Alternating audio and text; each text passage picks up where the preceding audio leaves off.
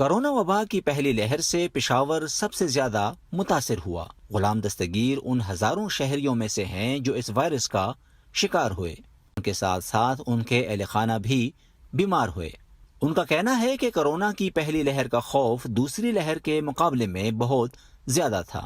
اس وقت تو تھریٹ، یہ جو فیئر لیول تھا یہ بہت زیادہ تھا۔ آپ اس سے اندازہ کریں کہ جس محلے میں، جس گلی میں کورونا کا ایک کیس نکل آتا تھا وہاں پہ پولیس کا پہرا ہو جاتا تھا۔ ان لوگوں کو اچھوت قسم کے طور پہ ٹریٹ کیا جا رہا تھا۔ اس وقت بہت زیادہ مسئلے تھے، اس وقت بہت زیادہ خوف تھا اس بیماری کا۔ نبیلہ ناز پشاور کے لیڈی ریڈنگ ہسپتال میں ہیڈ نرس ہیں۔ وہ گزشتہ ایک سال سے اپنی جان خطرے میں ڈال کر کورونا کے انتہائی نگہداشت وارڈ میں مریضوں کی دیکھ بھال کر رہی ہیں۔ 3 بچوں کی ماں ہونے کے باوجود انہوں نے وبا کے پہلے چند ماہ اپنے آپ کو گھر والوں سے مکمل طور پر علیحدہ کیے رکھا۔ جو حالات ہمارے اوپر گزرے ہیں ان دنوں میں ایک کتاب بھی لکھیں تو وہ بھی کم ہے، کیونکہ ہر طرف سے مشکلات تھیں۔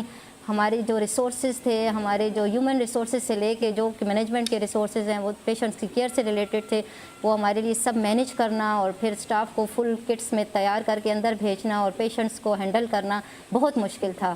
لیکن اللہ کا شکر ہے کہ ہماری تمام جو ہاسپٹل ڈپارٹمنٹ ہے تمام نے اپنا بھرپور کردار ادا کیا اور ابھی تک ہم لڑ رہے ہیں اور ابھی تک ہم مقابلہ کریں۔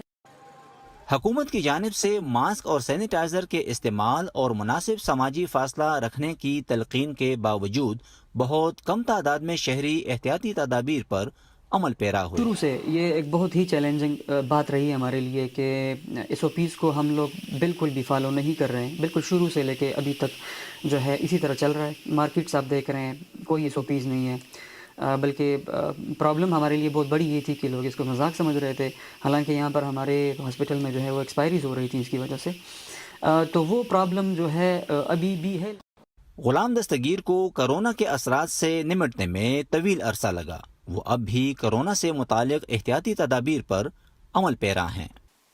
اب جب کہ دوسری لہر ہے جس میں لوگ زیادہ احتیاط نہیں برت رہے، لیکن میری کوشش ہوتی ہے کہ میں مکمل طور پہ باہر جاؤں تو ماسک پہن کے جاؤں، سینیٹائزر لگا کے جاتا ہوں، اور میرا یہ بھی کوشش ہوتی ہے کہ اگر میری اینٹی باڈیز ڈیولپ ہو بھی چکی ہیں لیکن میں اس کا کیریئر نہ بنوں، تو میں جیسے ہی گھر جاتا ہوں تو اپنے ہاتھوں کو دھو کے اور سینیٹائز کر کے اور اس کے بعد میں اپنے فیملی ممبر سے ملتا ہوں جنہوں نے پہلے کورونا نہیں گزارا۔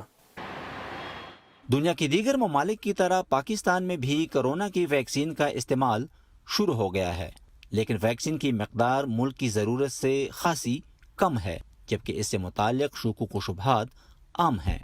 حکومت کیسز کی نسبتاً کم تعداد کو خوش نصیبی قرار دے رہی ہے، مگر طبی ماہرین وبا کے خاتمے کے بارے میں فکر مند ہیں، جبکہ عوام بڑی حد تک بے خوف۔